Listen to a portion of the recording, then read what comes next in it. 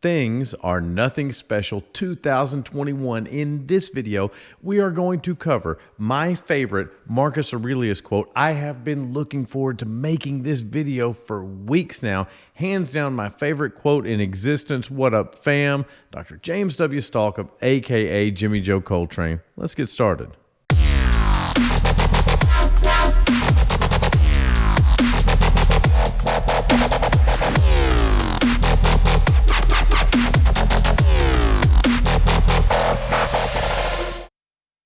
So, I'm going to read this because it's so good I don't want to mess it up. Here we go. You ready? It is like seeing roasted meat and other dishes in front of you and suddenly realizing this is a dead fish, a dead bird, a dead pig, or that this noble wine is rotted grapes. Perceptions like that, latching onto things and piercing through them to see what they really are, to strip away the legend that encrusts them. This is a superpower. If you are interested in Stoic philosophy, if you practice Stoicism, if you're learning about it, if you're doing some sort of Stoic affirmations, this right here is the superpower. He is talking about something that is virtually impossible to do. It's possible to do, but it's almost impossible to do, to actually see through the layers of significance that we place on things, to see them as they really are. How is it a superpower to know that things are nothing special in 2021? How about this? You ready? That thing you want is nothing special. That Corvette is not going to make you happy. You don't need a new 4Runner. You don't need a new TV. We could probably get a few more years out of that fancy watch. None of these things bring happiness. Again, I'm going to take us back to the iPhone study. So when a new iPhone comes out, people buy it and immediately have a little bump in happiness. And after 2 weeks, they go back to the exact same level they were before. But there is a difference because they have about $1,000 less in their wallet.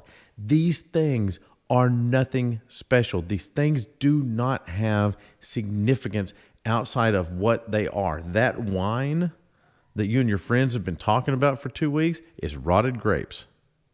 That pork chop you had in Jamaica that was the greatest pork chop you've ever had, that's a dead pig. There's nothing more. Tasted good. Go on with your life. Those Instagram followers just look at your butt. That's all they're doing. It's a bunch of thirsty dudes looking at your butt. I'm sorry, somebody had to say it. They're not, those are just thirsty guys. Thirsty guys are on any, street corner. They're everywhere. They're infinite in number. It's thirsty dudes. I hope you get that promotion, but that bump in pay, you're just going to fritter it away on more things that don't actually matter just because you want to impress people. Speaking of impressing people, let's get into the legends that encrust these things. Social inclusion. If I have item A, that puts me in this category of people. If I drive a Lamborghini, I am an exotic car owner. If I have a fancy watch, I'm like people who I've seen who have a fancy watch. If I am the top fan of this Facebook page, that means that I will achieve some sort of significance amongst other people who also like that Facebook page. Some of it gets too weird for me to understand.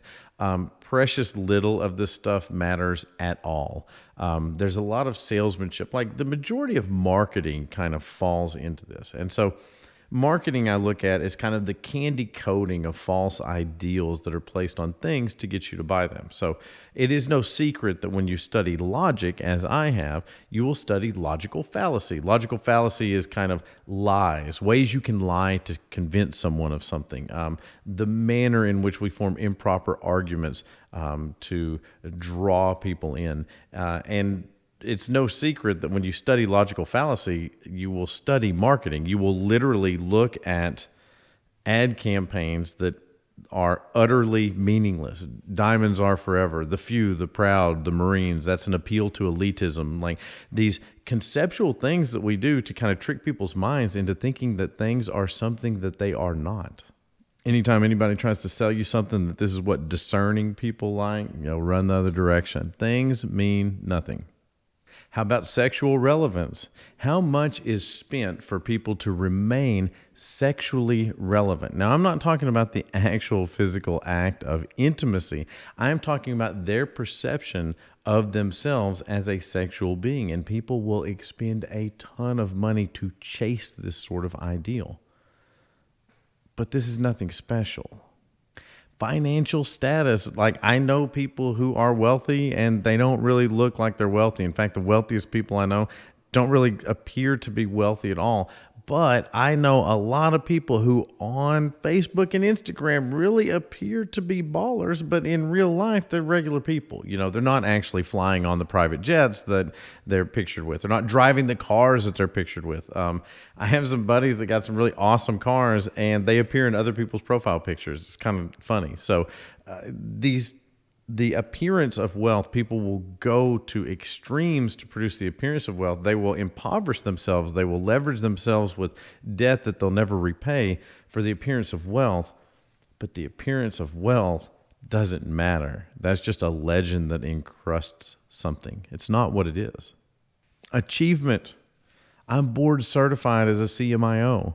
The reason I got board certified is I was riding in a van with my buddy Mitch, and he mentioned this other doctor, and he said, yeah, but that guy has board certification in it. I immediately studied 18 months to go get that board certification because I felt like I had to have the same achievement as this other person. Now, thankfully, this is one of these ridiculous pursuits in which I actually did learn a lot of information, and so that was great, but sadly enough, I didn't do it for the experience and to acquire the knowledge. I did it because I felt like it was some kind of professional slight if I didn't have it.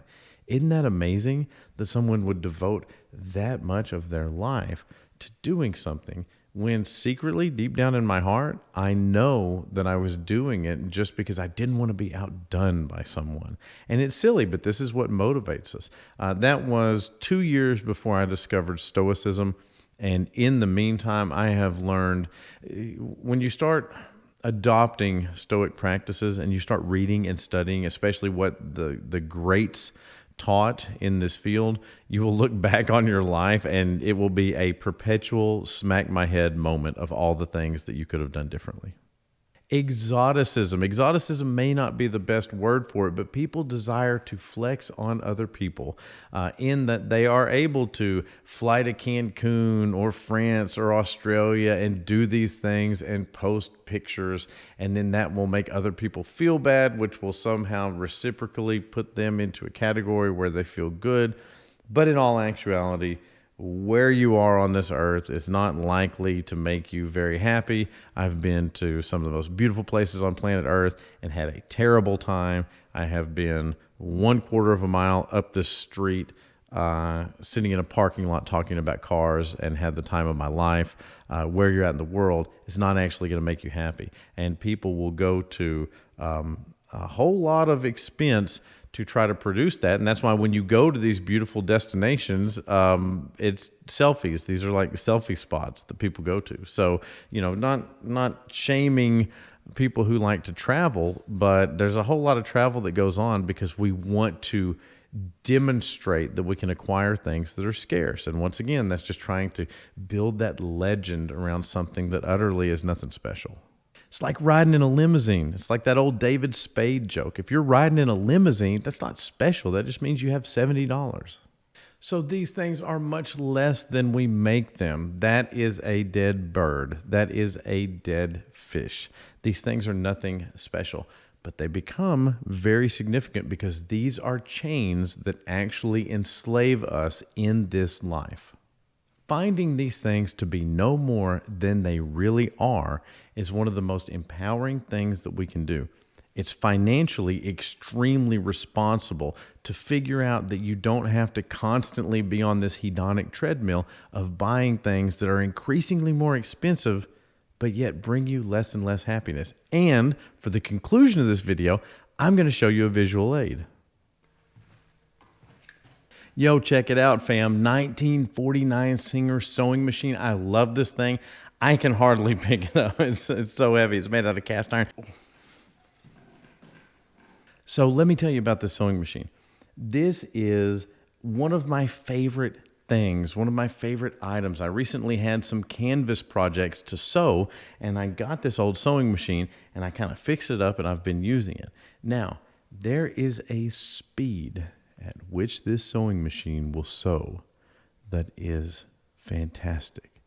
It's kind of a chunka, chunka, chunka, chunka. It's very slow as it's sewing through that thick canvas with these really wide stitches. And it brings me so much happiness. There's something about it, the frequency, the sound, it's just magical and it's hypnotic, and I could watch it all day long. This is just a piece of metal. It's got some bushings in it. It's got some brass parts. It's cast iron. It's nothing. This thing has no significance. When I am sewing at that certain speed, there's something magical that happens. But that is happening here, not here.